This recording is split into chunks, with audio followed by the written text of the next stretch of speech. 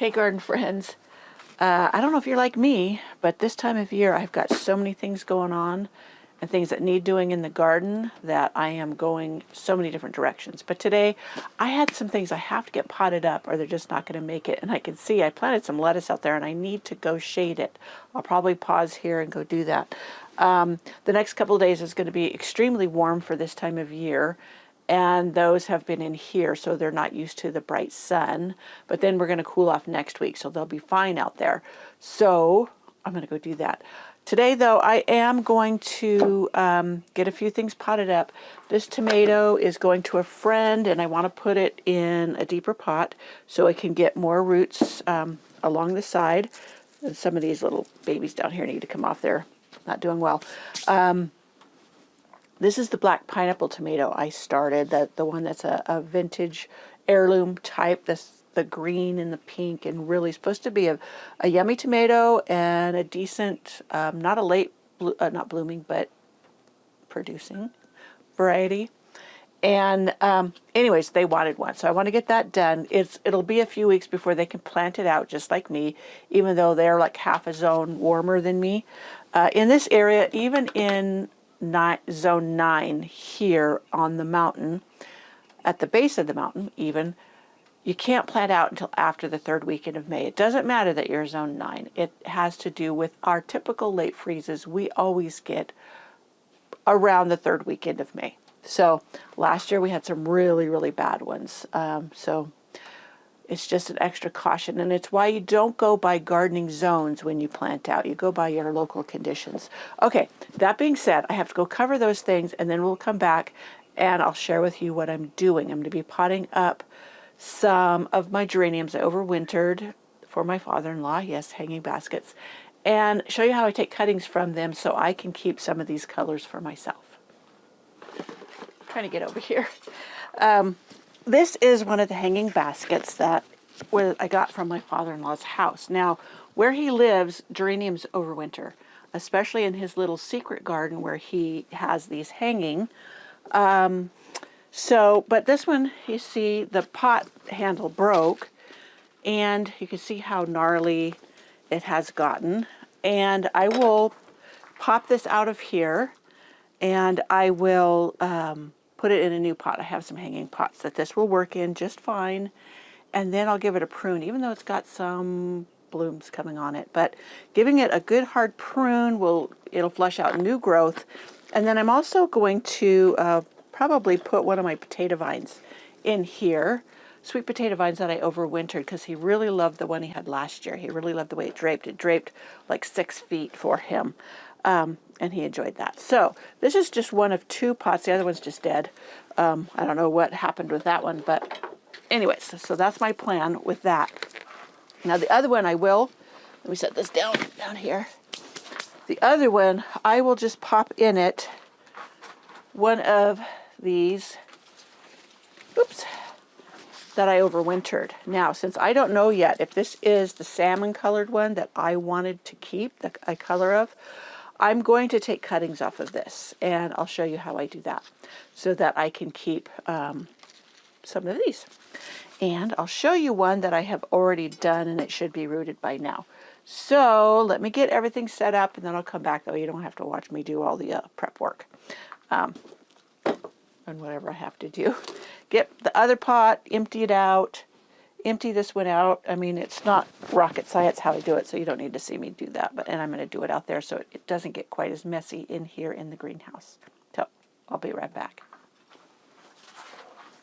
When I took this big old gnarly thing out of the pot, I realized there was 2 good-sized plants in here. This is just one of them. It's a pretty good size. Still has a good root mass, and I just divided it with a garden fork. You can do it with a shovel. I just punched down through the root mass. And now, let me move this out of the way. I'm going to tackle the dead pieces that are obviously just not doing anything. And let me get my container down here where I put my debris in and get it cleaned up. And then I'll see how far back I need to cut it. And I'm going to be putting it in this pot. So you see the one plant is going to be plenty. And then I'll add the sweet potato vine. So let me just get this out of here. And I'm going to cut back some of these really long pieces, and it will put out more shoots. So yeah, this one had a little bit of growth on it, but it could do with a good prune. And these real long ones here, just cut them back. It will branch back out. This is also if you've got a big geranium that you want to make bushier. It might be have a long slender stalk or something. This is how you would make them branch out and fill in. So this one right here is crossing over. Yeah. These will grow back, especially where he lives. He lives in a very warm area. It's a zone 9B. They're already past their last frost date. Oh, no, that one is broken down there. It's okay. I'm just examining it closely and leaving what I think will be beneficial. This branch way out here needs to go. So it's really cleaning this one up. Doing good. Okay, I think that's good enough. It's not going to be too floppy. I'll cut out the dead leaves off the dead or leaves that don't look pretty. And it will, instead of them trying to revive it, plants will try to revive those leaves or, try to keep them alive. So getting rid of them will help it to focus better on what else it could be doing. So this is little limbs. So there we go. Pretty much got this cleaned up. It's already got new growth. I'll show you. Coming up right here at this apex. So that's coming in there, so that's good. So I think that's good. I think that's a good cleanup of this one. This leaf up here needs to go. It's got damage on it. So yeah, it already has a bud. We'll see if that continues. It'll be a week or two before I get it back down to them. So this, I'll have a chance to see how well it's going to do before taking it down there. If I need to replace this geranium, I really doubt it. I'm going to leave it in here. I didn't really recognize that one wasn't doing much. When you turn it, after you get some cleared off, you see others that need to be cleaned out. Okay. All good. This one's not doing much. Okay, so I don't think I have the sweet potato vine. Oh yeah, I do. I have one right here. The sweet potato vine. I will pop this down in there. See, it's got good roots on it. And I'll just pop it down over here. And it will especially love it down there. The sweet potato vines love it hot. Now, you've seen me use this scoop before, and I just found out what it's called. It's an ice cream scoop. I didn't know that. I'm used to the little round ones to make ice cream cones with and stuff. But I found it in the barbecue department for scooping pellets for like Traegers and other kind of pellet barbecues. And that's the department I found it in our Ace Hardware. So look there if you can't find them. I'll see if I can see if there's one on Amazon and link to it, but for you to find it. But I love this thing. It's great for scooping soil and filling pots, and I've used many things. What's that? Oh, that's the other one. Okay, so we got this one going. Now, what else could I put in here maybe to beef it up a little bit? I have my ivy geraniums that I started from seed, and those would probably be perfect in here too. I don't know how they're doing in here. See how their roots are, if it's really filled in or not. Now, one thing about ivy geraniums, they also drape super pretty. Yeah, it's got a good roots on it. So I'm going to put it on this side. I got a little more gap over here on this side. And I'll just pamper that in there. And hopefully it will take off with that fresh soil. I'll make sure that I give it my secret sauce. Let me get my little pan to put underneath this. I think this is the one. So I can water it in. Now, the powder on here was I had an ant's nest underneath the pots where I was storing them, and that's called New Saturday Lime.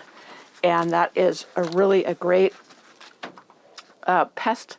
It deters them. It doesn't kill anything. It's perfectly safe to use around your animals, etc. So there I filled that in. I'm going to get my secret sauce, my organic Rev. I use that whenever I start new plants because it really gives them a jump on getting through that little bit of shock and producing new roots, which is really what you want. Okay, be back. I'll get some water from my rain barrel and I will add my Rev to it. Okay, I've got my Rev, my organic Rev. It's a growth stimulant. It's not a fertilizer. I always want to make sure I tell people a growth stimulant. And it helps things get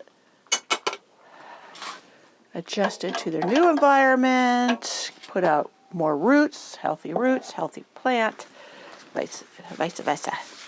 Okay, I'm hoping this isn't the tray that has a hole in it, but so I'm just going to give it a good soak where it goes through the bottom, and then I'll let it sit in what goes through for about half an hour before I let it drain.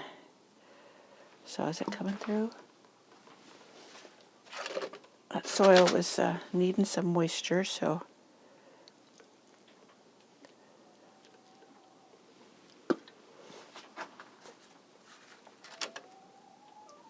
wow. Really needing a drink. I want to make sure I get that good and saturated. It's going to take a while to percolate through. So, there we go. Now, if I wanted to give it a fertilizer, I will wait a few days and let it get established in here. Now, this is this compost I made, or this potting soil. This was from my compost pile that had sat out over winter, that I had gotten some of this from a local organic turkey farm. So I don't know if a lot of nutrients have leached out or what. So I will just keep an eye on it and give it a drink. I love the Agro Thrive. I've showed it to you before. This is the fertilizer I use. It's a liquid fertilizer. It not only feeds the plants, it feeds the soil, so it's healthy for the garden biome and all of that, because it feeds that as well, which that in turn feeds the plants. I got a little piece of a big root hanging out there. It's probably not a big deal, but I'll plop a little more soil on top of it. Okay, I think it's come through. Yes, it has come through. Now I'm going to set this aside. Now I have another one just like this out there, about the same size, and I'm going to put it in another pot like this. I have another one too, but I'll do that another time. We will move on to, I'll show you how I take cuttings before I plant up these geraniums. Now here's one. This is I had set over here to specifically take cuttings from. Now there's no blooms on this. You notice no blooms, but this is nice tender growth. So I will get a pot ready. Now I'm going to use these little pots I got from Bootstrap Farmer. Love them. But what I'm going to do is be able to see when I get roots, because over here I have one I started a few weeks ago, and I can see some roots coming through the bottom, but I can't really see how much. So I'm just going to use my homemade potting soil, and I'm going to put this in here. Now, some people say you don't need to use rooting hormone, and you really don't. I've done this without it, but I'm going to give it an extra boost. So let me see which one I got. That's Hormex 8. Now that's for tougher things like roses. Now this is rooting powder, Bonide. There's several brands out there. They all work. I had a liquid one that was a concentrate, so you could mix to how strong you wanted it. But it was so big, and it does expire as far as its life. So I just went with the powder because it's just easier to do. Now, I try to avoid putting things down in here because it supposedly contaminates it.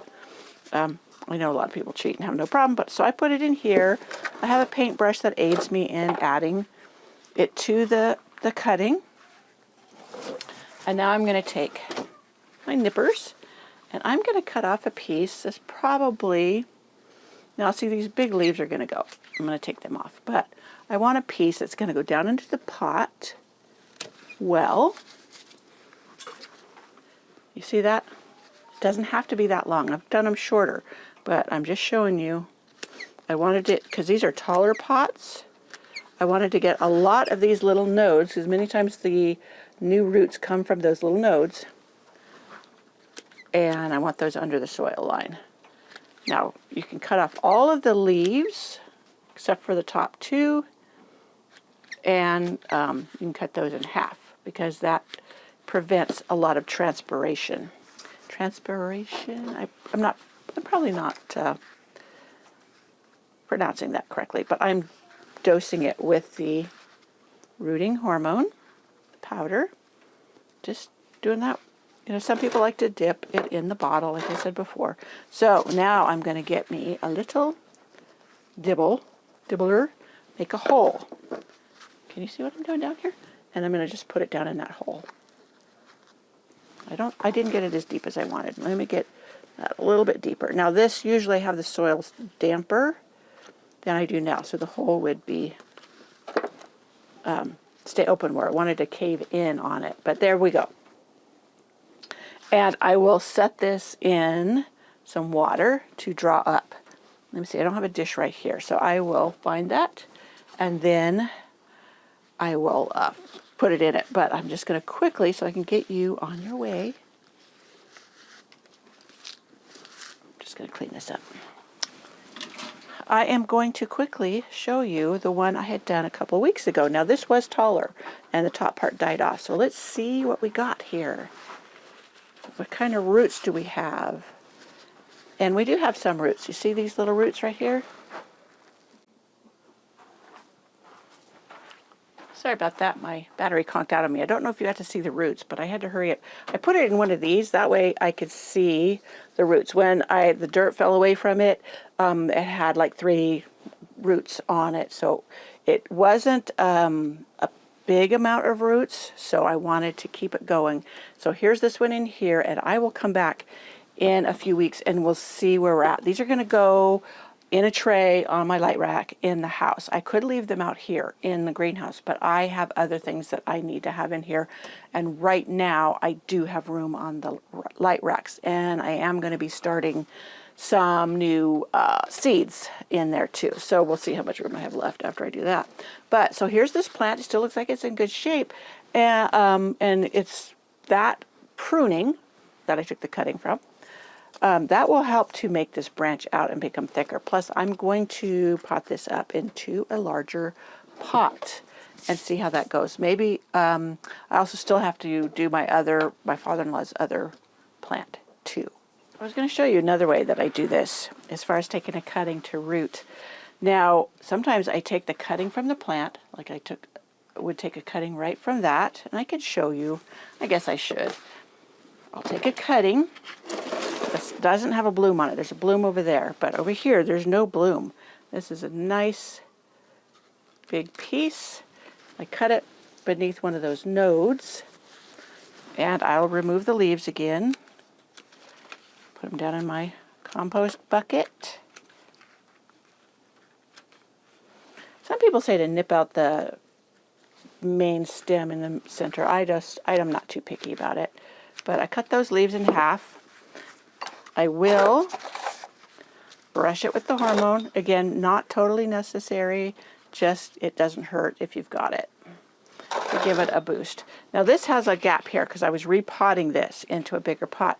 So I'll just put that in there and then go ahead and fill in the dirt around it. And that can root in place. Now normally I do this in the bucket container so I'm not spilling it all over my table. But I've got the other one in there. I'm running out of room in here, I confess. Now, I wanted to show you this one. This one I did a few weeks ago. And this is the piece that was the cutting. And I'm pulling on it, and it's in there firm, so I know it's rooted. And all I did was keep it watered. Here's the mother plant, and here's the cutting. So, let me see if I can tilt it for you. So you see this is the cutting right here. And that works, too. And then you don't have to have a separate pot. And then that can help this to be bushier. And I have it in this pot that has its own bottom on it, so it's bottom watered, you know, it catches it. I just make sure I don't overwater them. And in here where it gets pretty toasty, you almost can't overwater because they really dry out fast. So anyways, let me finish filling this one in so it's got the potential of rooting, and then I'll give it a shot of my Organic Rev to give it a boost and call it good. Now this one's pretty bushy already, so it wasn't absolutely necessary to put it in there, and it's not hard to divide them out if you want to pop it out of the pot and pull it out. So I'm going to take another piece because I can, and it'll help it to be bushy, and then I'm just going to pot this into one of my little pots that I can see. So they're getting tough to pull off, so I'm going to cut the rest of these leaves off. Cut this one in half, cut this little one off. Give it a dose of the hormone. I'm not too careful with it. This is not rocket science, and I don't have to be that careful. So I'm going to put it in this pot. It's a little bit deeper, a little bit bigger than the others. I'm set it in there, fill in. You could also do the other way where you put a hole, dibble it in. And no, I'm not, you know, bumping off all of the rooting hormone. And even if I was, it wouldn't really matter because you don't need it with zonal geraniums or pelargoniums. Okay, so there's another one I've got potted up. And here's the others. And I will water this in. And I've had people, knocked that one over. Fortunately, had enough water in it, held it. People ask me, when you water from the top like this, don't you wash away the rooting hormone? No, it's in there. There's a lot of soil around it. It doesn't wash it away. So no fear there. Valid question, but it's not something I ever worry about or had any issues with. So there, now that's the end of this video of potting up, refreshing a geranium, and taking cuttings from it to get more. Okay. So I hope you... wonder what's going on in there. Better go check on my chicken, so I need to say goodbye. I will see you in my next video.